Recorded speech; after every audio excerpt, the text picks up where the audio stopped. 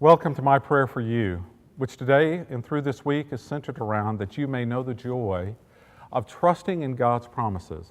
I'm standing at the pulpit in the sanctuary of Trinity Baptist Church. And it's here during the week that I will walk among the pews and pray for the worshipers. And then the highlight of what I shared in last week's My Prayer for You, that each one may know the promise and the power of God's love enduring in their lives. And then now as the pulpit, as I stand here also in ways that I prepare for each Sunday morning sermon.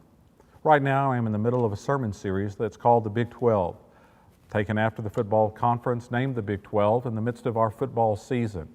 But looking in the lives of people from the Scripture, like the Big 12, that we may learn from their lives and apply it for ourselves in the 21st century.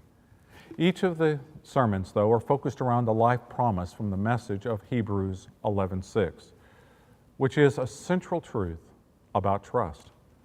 That without faith it is impossible to please God, for the one who comes to God must first believe that God exists and rewards those who diligently seeks Him. It takes the desire of our heart, which really is to know God, and that's what the author of Hebrews, who's writing to a group of persecuted Christians, is saying that really if we peel back the desires in our heart, it's to know that we are one with God. And that's what it means to be pleasing and to please God, to trust Him. But in such a way that we must first claim that God actually exists and is a part of our daily life. My prayer for you is that you will know each day that God is there with you. Whether you're happy or sad, glad or mad, whether life is easy or difficult, that He's there to calm you and to center you in the power of His promise through His presence. And that He then has rewards that He wants to provide for you as you're willing to diligently seek Him. And that in the midst of the messages that come from the pulpit and to the life of our church and to the community and to the world by way of our live streaming or the downloading of our messages from our website, to know that each person has a sense of the benefit of God at work in their life. And the way that works is that each of our lives can be understood as a funnel.